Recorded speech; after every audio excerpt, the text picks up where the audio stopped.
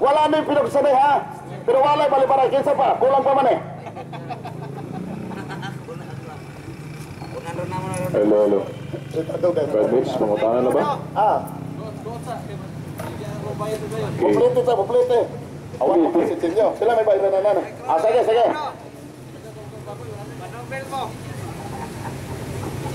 Siyara mo tapang ako, Prince. Tingnan na.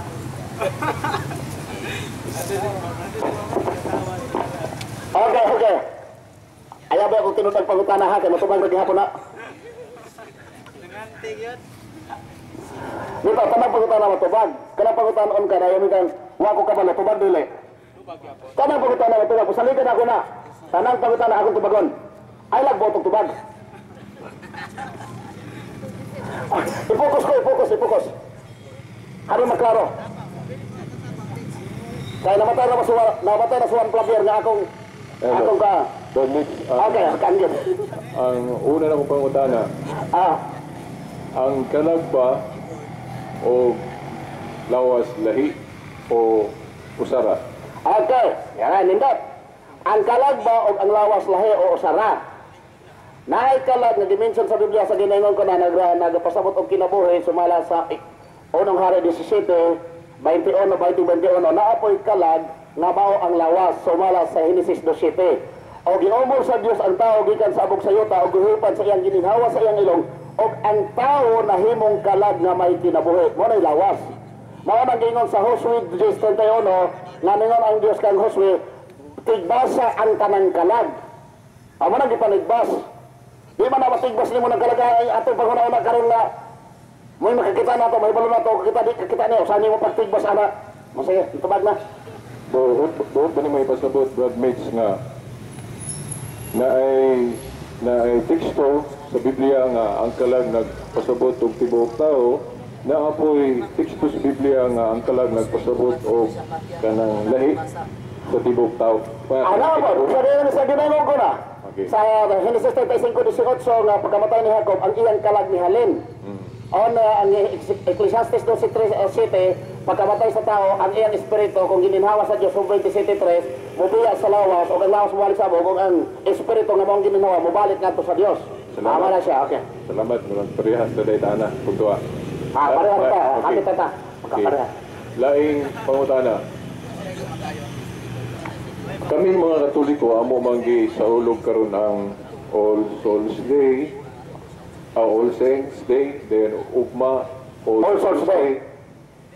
Amo maning gihimo o nahimo na ning tradisyon namo sa imong kabahin as a Seventh-day Adventist. Supak ba ka na or okay ra nimo? Daghan kay salamat, supak ba ko? Okay. Niya, ang ako nga giuyonan ang ginos Biblia. Ecclesiastes 9:5-6. Ang mga buhi nasayon nga sila mga matay, apat ang minatay wa na nahibaluan bisag unsa. Ang ilang gugma kasina kagdumot nahanaw sa hingpit og hingkalimta na ang ilang tanang handumanan ilalom sa adlaw. Mao na nga ang minatay wala na may gahandom hatag og handumanan alang sa mga nangamatay. Juan 5:28-29 kay pagbalik sa Ginoo daghan unya nga naslubnganan ang tanan nga naslubnganan makabati sa tingog sa Dios. Ang nanagbuhat og matarong samtang buhi pa sila managpanggulang binanhaw ngadto kinabuhidayon apan ang nanagbuhat og dawtan samtang buhi pa sila managpanggulang nga binanhaw ngadto sa pagkahinukman sa silot. Sa ato pa nganong gihimo ang All Souls Day, All Saints Day tungod sa doktrina nga pwede pang usbot ang sitwasyon sa tao diha pa sa bisag naa na siya sa kamatayon. Ang pinadayag 20 bersikulo 12 nag-ingon ang tao sa adas pagbalik sa Ginoo, ang mga nangamatay dagko gagmay, hukman pinasikad sa ilang binuhatan, dili pinasikad sa binuhatan sa uban. Anong hinungdan na ang kaluwasan gitawag na personal desisyon sa tao. Dili na pwede nga buhaton alang sa uban. Ang imong kaugalingong kaluwasan, Ezekiel 18 versikulo 20 o 21. Dang salamat, matubang pangutana. Salamat. Ang katapusan ng pangutana, ang kalag ba sa adlaw sa kamatayon, ay mo namang gisaysay impartial pero ako lang ipahimugat. Tinuod pagyod nga diha sa Biblia Wala igid siya consciousness. Ang kalag, way kahibalo. Okay na wala lang. igid siya consciousness. Tubag. Sige. Ezekiel 18, versikulo 4, ang tanang kalag na nakasala mamatay. Roma 5:12, ang tanang tao nakasala. Ecclesiastes 9:5 og 6, ang tao nga mamatay wa nay kahibalo. Ang tao nga ang kalag nga nagrepresentar og tao wa na gyud kahibalo. Kay ang tao ang kahimtang sa tao nga doon na pa yung mahibalo, wa pa ko nakadungog og taong namatay sa heinous crime nga ang nagpatay gipatay sa kalag gipatay. Ay daw to kadungog na mo ana. Nga naay kalag sa gipatay po niya ang kalag sa nagpatay niya. Ang gipatay sa kalag nga nagipatay katong nagpatay niya. Wala pa. Muna mangita pag mga ebidensya ang mga husgado, ang mga investigator unsaon nila paglukit ang krimen, pag-identify ang kriminal tungod kay ang patay kong namatay na napanay kahibalo. Wala. Mabito ng og tinuod pa nga ang lawa ang kinabuhi sa tao kung mamatay na ay kabahin nga kabalong manimalo sa buhi. Wagoy, musalig magdugay na ng embalmer. Di ko rin tamanagko ng mga tiyan na manambok na. Kay sa diyang mga embalmer sa mo kagabi, pagkagabi, di ko kapatulogon. Kaya bisa, og ako'y kalag sa akong lawas. Tuksok-tuksok ko niya akong bahay, dili ko manimalos. Pagsuroy. Maano nagpakita, nawagoy kalibutan. Okay. So, Salamat ay isang Mitch, no? Ang atong trabaho, ikaw naman mangutana, so dili pwede akong counter-response, no? Sa ako na lang turno, inikistorya na ko. So ka na lang, dagang salamat. Salamat. Oh, balos. Maraming. Okay, wala ko ipagutara.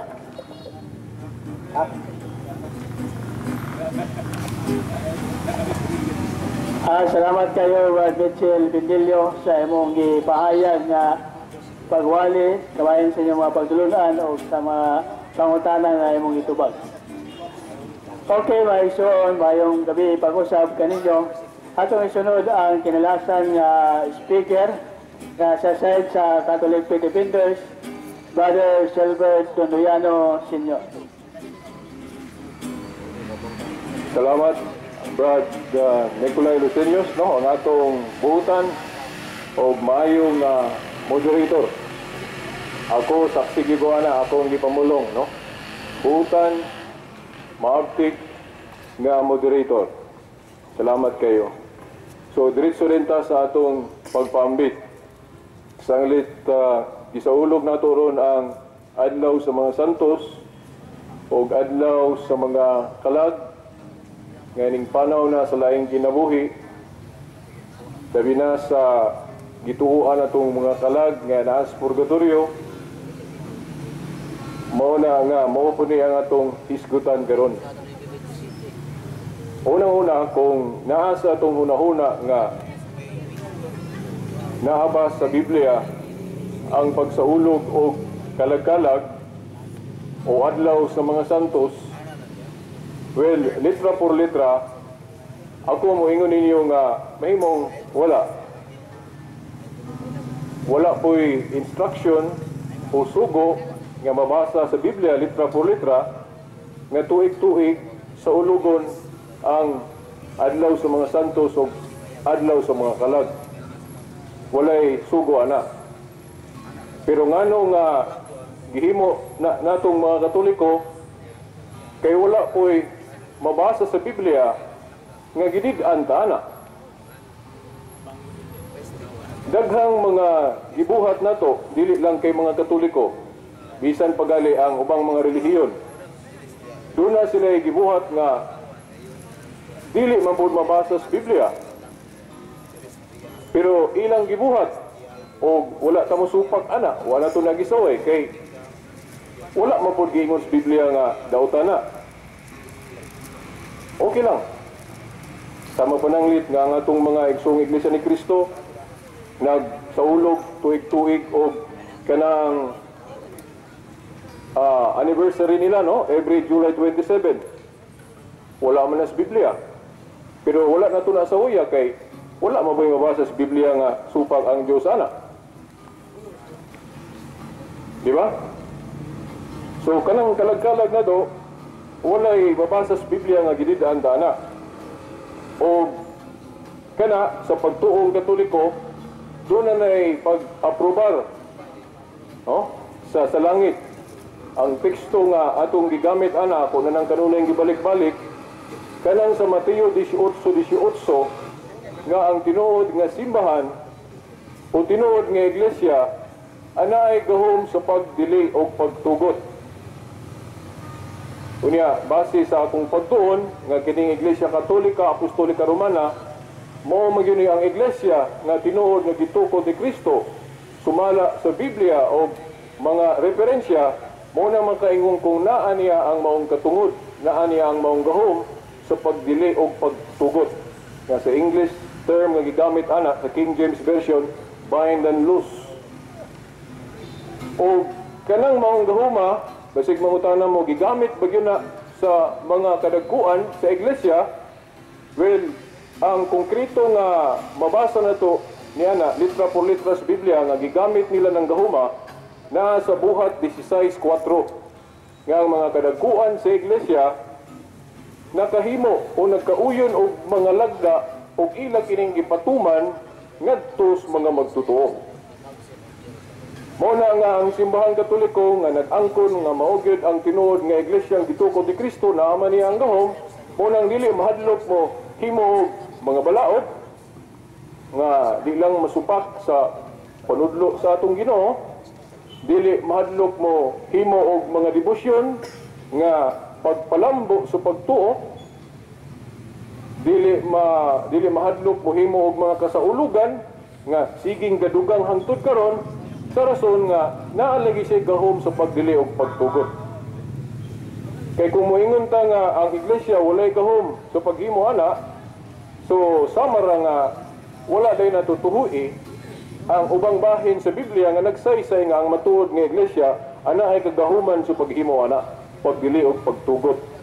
Mateo 18:18. O gunya kanang pagsaulog natong adlaw sa mga santos, nagpailala na nga ang tinuho ang Katoliko gahatag og dakong bili sa paghimo og example, paghimo og panig-ingnan nga dili lang diay kay ang atong Ginoong si Kristo mo'y principal nga gituhuan man nato si Kristo nga principal nga sulundon, no? Pero ang mga santos po diay ato pong ilhon nga ato po silang ilhon nga takos po sila nga atong sundugon o awaton. Muna nga gitagaan natong adlaw o gihimuan natong adlaw para kanila, para sila mapasidunggan.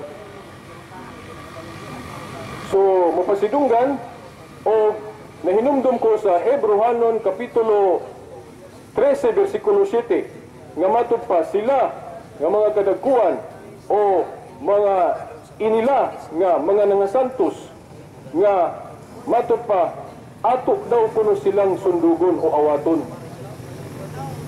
So kung atong awaton ng ilang mga gibuhat isip mga maayong Kristohanon, subot pasabot nga dili dautan kung maghatag tag panahon alang ganila mga igsoon. O kana nagtugan lang nga ang mga Katoliko di ay gahatag yun og bili niya na nga kana wala man na idili sunod sa Biblia.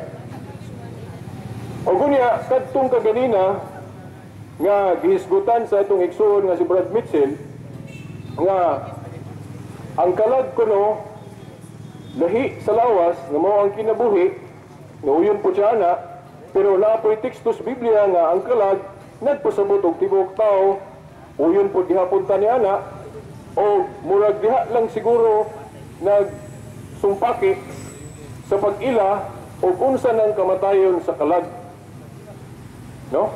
Unsa nang kamatayon sa kalag kay base sa pagtuong Katoliko tinuod iya manggaling gisaysay nga bisan si Sok Fernandez nagtuo nga mamatay ang kalag, pero atong iklaro unsa nang kamatayon sa kalag gipasabot, no? Kung kamatayon nga mawad-an o consciousness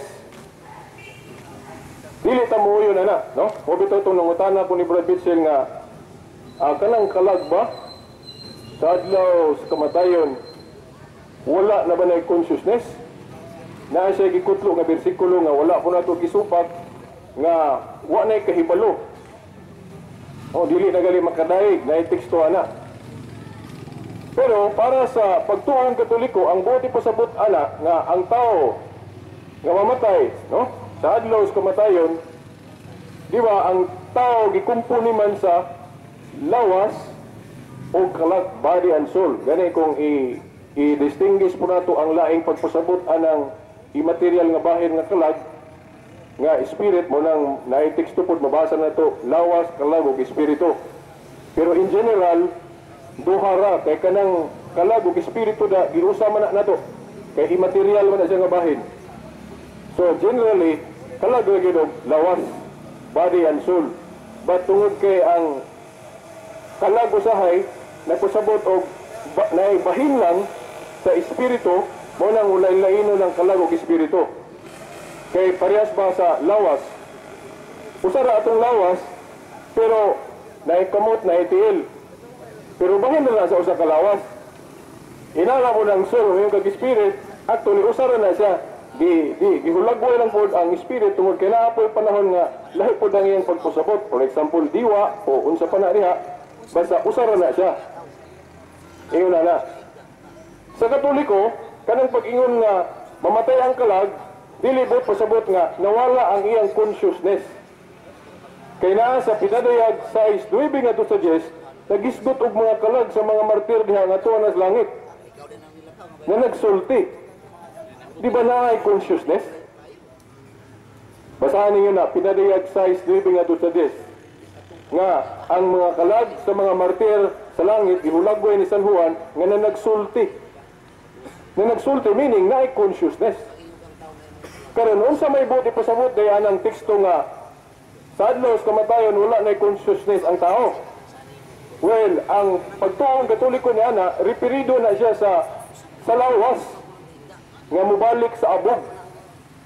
Na sa Salmo Kapitulo 30, versikulo 9, nga siyempre, ang lawas mubalik man sa abog. Kung basahon nato ang Salmo 39, nagingon, makadaig ba kanimo ang abog? Natural dili. So ang buti pasabot niya na nga wala na consciousness ang tao sa adlaw sa kamatayon, buti pasabot ang lawas niya na. Kaya giingon diya sa Salmo 39, makadaig ba kanimo ang abog? Buti pasabot ang lawas nga mobalik sa abog, mo'y wala na consciousness. Pero kung basahon nato ang pinadayag size 9 nga to suggest na ay consciousness ang kalag. Kaya makasulti man. Basahan ninyo, pinadayag size 9 nga to suggest. Then, unsa may buti pasabot diyan ang gitudlo nato nga giuyuna nato nga mamatay ang kalag. Sa ako nang giingon, dili na buti pasabot nga mawala ang consciousness. Ang teksto nga atong gamiton niya na, unsay buot pasabot ana, kanang naa sa 1 Timoteo 5:6. No, ako ning basahon. 1 Timoteo 5:6, nagisgot ni sa usa ka makasasala, naglunang sa kasalanan nga giisip nga patay bisan buhi pa sa lawas. Muna ibot pasabot example sa kamatayon sa kalag. Giisip nga patay bisan buhi pa. Ang buti pasabot ana ang sa lawom nga explanation nga teolohiyang Katoliko kana abang ang sanctifying grace nga naa sa kalag sa tao tungod sa dako niyang kasalanan mawala. Ato ba giisip na nga namatay ka bisag buhi pa ka giisip kang patay tungod kay ang sanctifying grace ni antihay man nibulag man ganimo ang imong maayo nga relasyon sa Dios. Bisag buhi pa ka isipon kang patay. Ano bang separation sa presence of God, sa sanctifying grace niya ng kalaga. Yan tihay. Sumuri po pasabot sa kamatayon sa kalag. Dili kay mawala na ang consciousness. No? Akong basahon ni mga igsoon. 1 Timoteo 5:6, no? Kay nindot ni nga basahon kay para maklaro o dili gid po ninyo malimtan ba. 1 Timoteo 5:6. Asa na ba to? O wala naman kong asa to nga. Adala. 1 Timoteo 5:6. Gingon.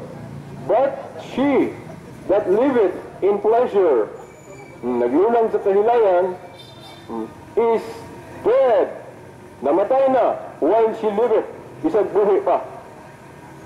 So, mo ni ang buot pasabot nato example sa kamatayon sa kalag nga kung naglunang kas kasalanan, isipon kang patay bisan buhi pa. Dili na sabton nga kamatayon nga wala na consciousness. Kay sa pinadayag sa 9 nga to sa 10, klaro kay na tong kalag sa mga martir. Tuwan na sa langit, ihulag ni San Juan nga na nagsulti sa ilang gingon, Ginoo, kanus apa ba ni muhukman ang mga tao kuno nga na nagpatay kanamo. Kaya pinadayag sa 9 Diyos. So, mao na ang buti pasabot sa pagtuong Katoliko. Mga igsoon na ay tudling diri sa Biblia nga atong basahon, Hebrewanon 13:7. Katapusan lang niya akong basahon kay murag taliksik na. No? Gingon, remember them which have the rule over you, who have spoken unto you the word of God, whose faith follow, considering the end of their conversation. Manindot kayo ni, mo ni usa sa tudling nga gibasihan nato ngano nga kaming mga Katoliko magpasidungog og mga santos. O kusana niya na, maugaling, among gihandom sila karon. Kay, ato po ay silang sulundon. O kusa ka paagi nga ato silang gihimong sulundon, gihimo na to silang panig-ingnan, nga ato yung himuan silang mga libro silang kinabuhi, o ato silang himuan yung monumento, himuan na to ribulto, no? Isip pagpasidungog kanila, kay takus sila, nga mga Kristohanon nga angayan po na ito awaton himong example. Kay kanang example gali ipasundayag mong gina. O bitaw nga kanunay na ko ning gibalik-balik kung si Rizal atong gipasidunggan pinagi sa paghimog mga libro alang kaniya, pinagi sa paghimo og monumento o ribulto niya nga bayani siya sa gamay lang nasod nato nga Pilipinas unsa pa ka ang mga santos nga ang ilang kabayani pang tibuok kalibutan. Kung gipasidunggan nato si Rizal, pinagis paghimo og ribulto alang kaniya, pagpasidungog, mas pasidunggan nato ang mga bayani sa atong tinuruan, kaya ang ilang kabayani, dili lang bayani sa atong nasod, kundi bayani sa tibuo, pang tibuo kalibutan, universal.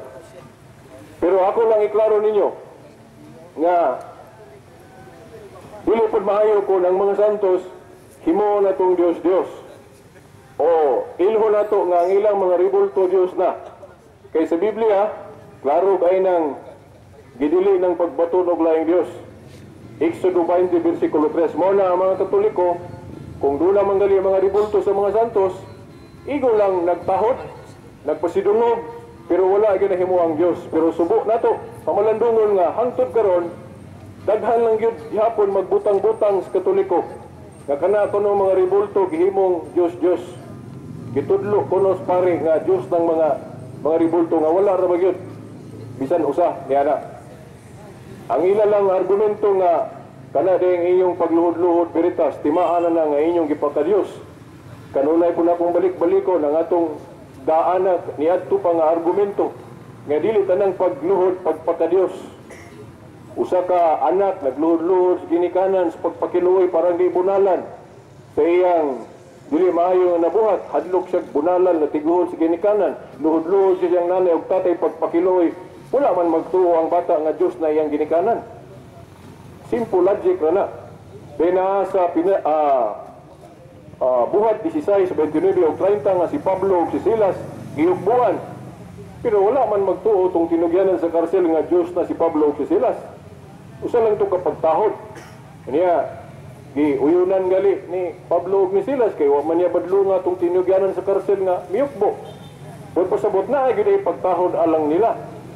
Pero lahi po tong sa kaso sa ni Cornelio nga gibadlong sa ni Pedro. Kay atong mapas na siguro sa huna-huna ni Pedro nga katong pagyukbo ni Cornelio niya, yukbo to nga susamag Dios o pagpakadiyos kanang gitawag nato sa Griego og yukbo nga latria. O nang gibadlong ni Pedro si Cornelio. Kay bisag ako naman kung dunay mo tahod, muyukbo na ko, nga ang iyang pagyukbo na ko, pagpakadiyos, badlungon gina ako, kay dili gina mo. Pero wala naman po sabot nga, wala yukbo, alang nila. Nga kanang gitawag sa teolohiya o veneration o dulya. No? Nindot kay na, no? At tangi siguro ninyo ugma, no? Kung naray kurente kay murag kana mo akong special nga topic kanang may tungod sa yukbo, no? Sa programa na to sa radyo. Kaya naman tayo programa sa DXDR matag Domingo, alas 12 sa kautuhon nga to sa alauna, no? Every Sunday, 12 to 1, no? Matag Domingo sa DXDR 981 AM o 94.1 FM kay simulcast man na siya. O sa internet, rmndipolog.weebly.com. Nangigsoon, muhulong na ko, no? So, atong dawaton ang inyong mga pangutana, o bangayon lang ko po sa ilo kung dili makasatisfy ang atong mga tubag. Salamat, maying gabi sa trans. Okay, salamat nga na pangutana gyud bisan ato na ginuto ning mga ulan sa kaligsod ginagmay. Ang ako unang pangutana mao ni Brother Bonitas. Imong gisulti nga ang kalag dili gyud siya mamatay. Gitawag lang na siya o kamatayon tungod kay nagpatuyang ang iyang lawas sa pagpakasala tinuod dinhi. Yes. Okay. Sa pagbalik sa Ginoo, ang tao tagaan kinabuhing dayon. Tinuod ni. Yes. Unsay rason nganong tagaan man o kinabuhing dayon ang tao? Tungod ba kay ang tao karon walay wa pa nakabaton sa kinabuhing dayon o nakabaton na daan tagaan kusog? Sa pagbalik ni Kristo sa general judgment, kana ang kinabuhi gud sa tao, i-realize yun ang tibuok nga lawas yun o kalag makatagamtam yun. Yan ang kinabuhi. Iuli ba? Kanang resurrection. Ay, pagkata naman eh. Katong kalag karon nga wagyoy kamatayon. Pagbalik sa Ginoo to, tagaan pa to kinabuhing dayon din na. Well, katong kinabuhi sa mga kalag na tuwa na sa langit karon, ang kinabuhi nila dito purely spiritual lang. Wala pa mahuli itong ilang lawas. Kaya pa may resurrection. So, ang kinabuhi nila nga atong ipasabot kadtong kalagra nga tuwa na sa langit. Ang pangutana, tagaan to kinabuhing dayon sa pagbalik sa Ginoo dili. Kinabuhing dayon nga tibuok na gyud with body na nga resurrected. Asa man nato mabasa nga nay initial paghatag sa kinabuhing dayon? Well, implied, no? Kay naa may resurrection sa Biblia. Okay, so ano pangutana? Yeah. Sa duha nga, so ayaw mo na ako sa pangutana. Ang kalag karon sa mga nangamatay, asaman tuas asaman karon nasyuta og tuas langit. Sa di ba ko mo tubag ana nga nalimot ko nga mahinumduman ako ba usa sa argumento pod nga gikan po sa protestante nga katoliko na rin siya nga ang Diyos go dili Diyos mga patay kundi Diyos mga buhi. Muna usap po sa among gituhuan nga ang mga santos na kung wala nakapadayon to sila sa ilang maayo nga pagka-Kristiyano sa buhi pa, so spiritually bisag namatay ang ilang lawas, no? Pero spiritually they are not dead, no? Kaya ang Diyos lagi dili man Diyos sa mga patay kundi sa mga buhi man. Labi na kung basahon na to ang pinarehag sa 9 to sa 10. Ang akong pangutana ay mga kalag, no? Nga gituhuan natong mga martir nga tuwa na sa langit gihulagan ni San Juan. Sige, ang akong pangutana, asa man ang mga kalag karon? Well, Niya sa kalong niya sa yuta o tuas langit? ang mga kalag karon atong i-qualify ha. Kadtong sa adlaw sa kamatayon nila, nataptan sila kanang gitawag og venial sin, tuwa na paingon sa linisanan nga gitawag sa Katoliko og purgatorio. Okay. O kadtong mga walay venial sin, walay mortal sin, siyempre, sama sa kanang gihulagway sa pinariyag sa Isnibijes nga datong mga martir nga gihulagway ni San Juan diha nga tuwa na sa langit. Ano pangutana? Ano pangutana? Sa ato pa di ay doktrina sa Katoliko kung ang taong mamatay ang tanan ng dunay venial sin maoray iadto sa purgatorio. Ang kalag sa matarong kung mamatay, dito sa naglangit. Yes. Ang taong daotan mamatay, dito sa kalag sa impierno. Yes. Okay. Unsa pa'y rason, ngano pa mapangagian ang ang kalag sa ang taong daotang namatay, nga niyang kalag, dito sa mga impierno, di naman malawas. Unsa pa'y rason? Sa moral theology, moral philosophy, kahibalo ang Diyos nga ang mga tao, kami, mga Katoliko, limitado ang huna-huna, no? Dili ka sigurado nga kanang mga tawhana na langit pa to o na impyerno ba? Only God knows, no? Patiwan sa Kubadwes, no? Nga sa 1 Juan 5:16-17, gahulagway diha nga ang sala na ay bugat ug na ay gaan, no? Kanang gaan yang ipasabot ikaampo pa kuno, no? Madapa og ampo, pero katong mortal, katong bugat na sala, di na madala og ampo, no? Karon patiwas sa Kubadwes, no?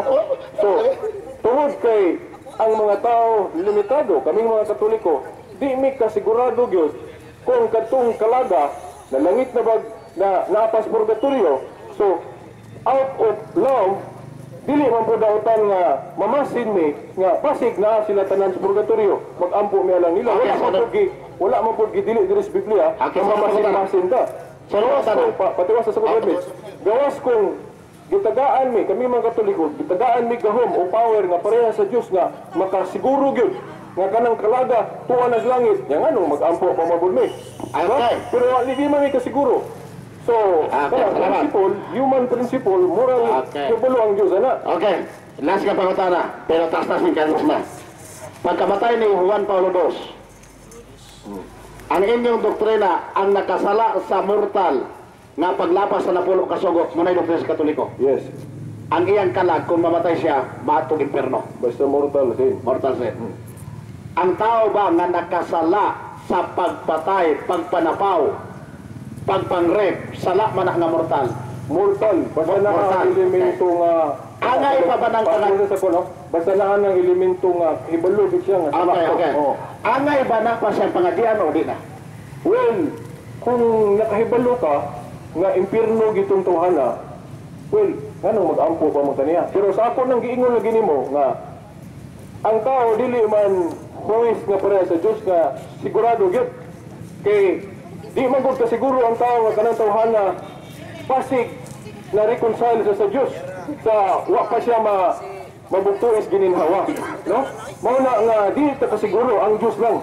So wala man po mabasa sa Biblia nga sa atong pamasin-masin ihukman sa Diyos nga nakasala mo mga Katoliko kay sige pumukampo niya nga naa na siya sa Papa. Okay, last na follow up. Ngano mang pagkamatay ni Juan Paulo II nga Santo Papa, iampok manggihapon ang iyang kalag na maadto sa langit. Ngano pa man, wa pa dito siguro pod. Well, kung ang iyang kinabuhi nagtug-an nga maayo siya, so makita na nato nga mga 90% nga malangit gid siya. Pero wala man po gidid-an kaming mga Katolikong Kristiyano nga mag-ampo isip act of love alang kanila kay pasin pulig wala kahibalong napas purgatorio kay only God knows all man. Gawas ko ng Diyos nasayod o kitang mga tao nasayod kita nga parehas tag Diyos.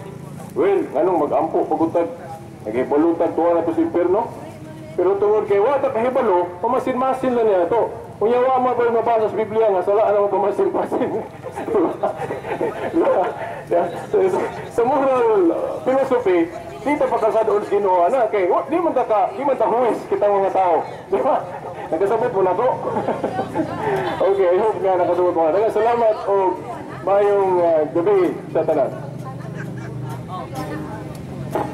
Salamat kayo, Brother Silver Tiliano Sr. alias Veritas, kasay sa Catholic Independence sa imong gihatag na wali kabayan sa pagtuong Katoliko. Baysoon ko, padulong na kita nga motapos sa ato ang Bible Exposition. Ako lang ipahiwalo kaninyo nga naatay every Sunday Catholic Faith Bible Study sa St. Vincent's College sa main campus sa room 101 sa alas 9 sa buntag taman sa alas 12 sa kaugtuhon. Okay?